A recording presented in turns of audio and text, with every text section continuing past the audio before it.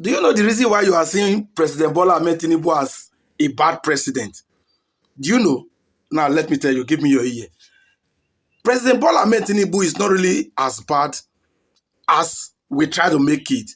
The only thing I see there is that Nigerians expected a tax collector to perform a surgery on a human, on a heart transplant, and be successful. That is the only thing I see here. Bola Ahmed Tinubu, among the three major candidates that contested for the president in 2023, was the least qualified by all ramifications. But those that needed him to be a shade for them pushed him on us. See, because we know that Nigeria was a patient in coma who is in dying need of a surgery, we are saying, okay, we are going to bring in somebody like Peter Obi, who would have been best in theater to dissect Nigeria and put all the medical requirements in place. So we opted for him. But because the masses don't always have their way, although we did have our say, but they had their ways. So they gave us the man whose duty is to collect tax, which he made clear that he was going to do. That's exactly what he's doing today, that we are feeling it really, really hot. He has indeed expanded the tax net, reduced the purchasing power of the people, slowed down the economy. No, he didn't slow down the economy. He shut down the economy.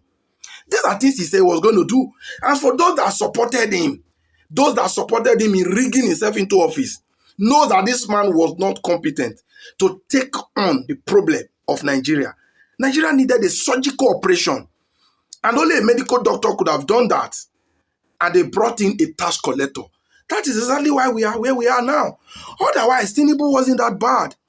If we needed somebody to collect tax, then you bring in Tinubu, would have been the best. But you bring him on, those that brought him upon us, brought him to do a job that was far from his area of specialist.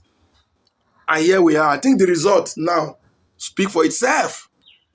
Some moron, because they are supporters, find it difficult to admit that Baba is not good at the job. In as much as I know that there are a whole lot of people that supported him that have also came out to say, Baba, we not know say you go fail us like this. That is what every Nigerian should be saying. Like those of us that never believed in him, that still not believed in him, that never voted for him because we know he was not capable, we know this is how the result is going to be. And now we are here, everybody is suffering it. But the hard pain, the saddest part of it here is some person still thinks that this man have a reason to rig himself again into office in 2027. Because on a free, fair, and credible election, Tinubu will come distant third. He will come distant third. Not be joke.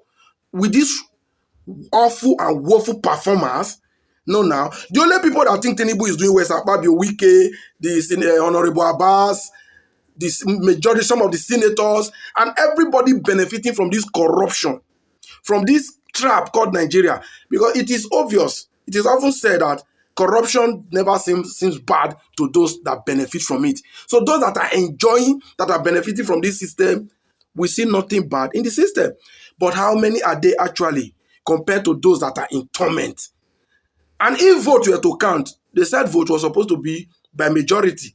But unfortunately, this dude will not allow your vote count. The few of them will just still write the result and then stamp it and give it to INEC to announce and then tell you to go to their own court as well. And Nigerians, you think there are no needs for revolution. You don't think there is the need to hit the street and revolt. First of all, they will not reform INEC. You see those people we have at the House of Rep, those 360 members. I don't know what kind of a beer parlor gathering I can call that. Because the 109 members in the Senate will already know where majority of them, where their allegiance lie. It is obvious. All corrects are boys. But it should be up to Nigerians to say this status quo need to change. But why are we not ready yet? Because we have the weapon of division against us, right? Unity is missing. And we don't think it's time we fix that apparatus and be able to fight back to survive in our country. No wahala. If we survive to 2027, and after 2027 we still continue being stupid, it's all right. There'll be no problem. No big deal. Let the sky fall. To fall on us all, not just only me. Right?